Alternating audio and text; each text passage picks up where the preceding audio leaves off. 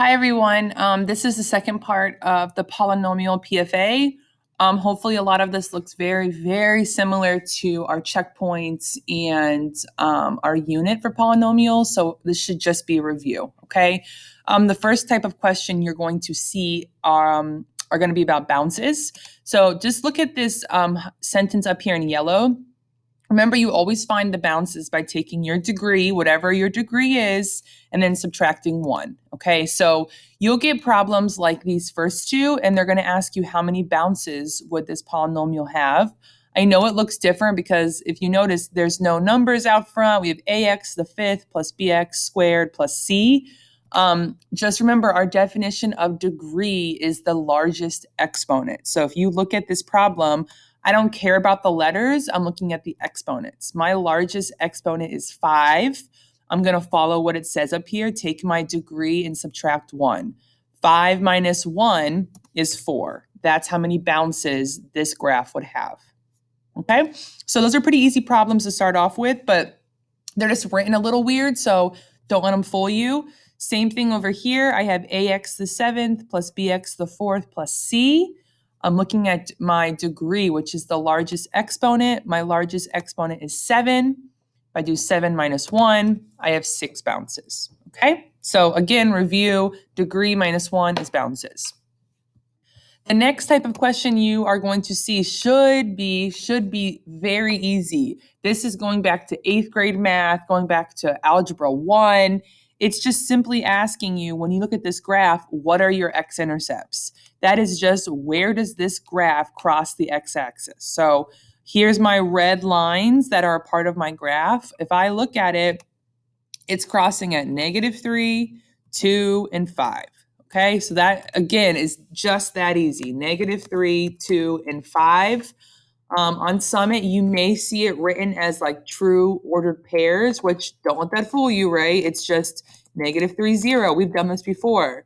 2, 0, 5, 0. Okay, so you may see the answer like this. I've seen it both ways, where it just lists them out, or it puts it as an ordered pair. We should not be confused by seeing it either way, okay? All right, next kind of questions go with our arrows. So again, going back to checkpoint number 1 of this unit. So remember, and I think we have a poster, so if you want to pull up this poster from our classroom, you can. But just remember, what do our arrows look like when we have these different situations? So, for example, if our degree was even means, if you forget, the same way, right? The same direction. Okay, so that would be like, let's move these over. It would be, these are my options, right? Either going up the same way or down the same way. So then you have to look at, okay, is my leading coefficient negative or positive? Negative means down, right? And positive means up. So if I have an even degree and my leading coefficient is negative, then my arrows are going to look like this, where they're both going down. So go ahead on your study guide, move those arrows into the correct spot. If I have an even degree and my coefficient's positive, then here we go, they're both going up. And then on the flip side, right, if your degree is odd, it's going to be going opposite directions. So these are our next two options. If it's odd and the leading coefficient is negative, that still means down. Look at that last arrow. Which of these last arrows are ending down? That's going to be this one, right?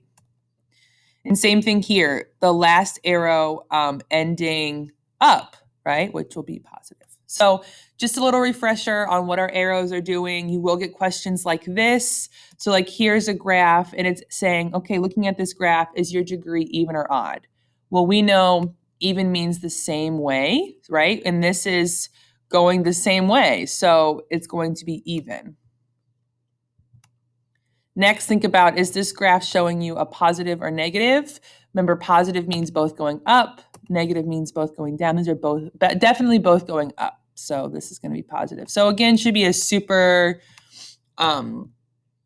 familiar situation here. All right, next graph. This I can tell right away is going to be an odd degree because they're going opposite ways, right? Hopefully you saw that right away. Those arrows are going in opposite ways. The next thing is thinking about, is this going positive or negative? So think about this last on the right part of your graph. Is it ending up or down? It's going up, so it is positive. Okay, so you get questions like that. It's just, and it may even say like, what is the degree? And it gives you options for numbers like 1. So over here, maybe it says, what's the degree? Is it 1? My mouse is way on the other side. Here we go. So it may say, is it 1, 3, 5, or 4? Well, what's the only even number you see? It's 4. So they may not straight up ask you even or odd. They may give you numbers. Just think about, okay, I know it has to be even. It's going the same way. So my only even number is 4. So don't let those different types of questions trick you. Like, you know what it has to be. It has to be even. Okay. The last kind of question you're going to get is where it's giving you graphs and then it's saying which equation matches the graph. So focus on two different things. Focus on, should my degree be even or odd? And then focus on your roots, right? Where does it cross the x-axis? So for example, this purple graph is crossing at -4 and -2. We know that when we put it back in the equation, we have to flip those signs. So it should be a +4 and a +2. It looks like all of my options show that, right? +2, +4. So the next thing I'm going to go to is my degree. Should my degree be even or odd? Well, this is going in opposite ways, so it should be odd. So let's look at my degree here. For A, my exponents are 2 and 2. If I add that up, it's 4. That's an even number, so A does not work. Option B, my exponents are 1 and 1. Add that up, that's 2.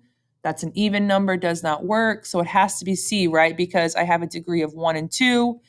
Add that up, that's 3. That is odd. So just kind of work through what we know. Over here, I know I don't see numbers, but we can say a couple of things. It has to be an odd degree, right? It's going in opposite ways. And what else? We know that it's ending down, so that it has to be a negative out front. So when I look at these options, A, B, and C, C is the only one that has a negative out front. And if you would add up the exponents, 1 + 1 + 1 is 3. That's odd. So this is just focusing on those different features and actually making it work for the equation. Okay? Good luck.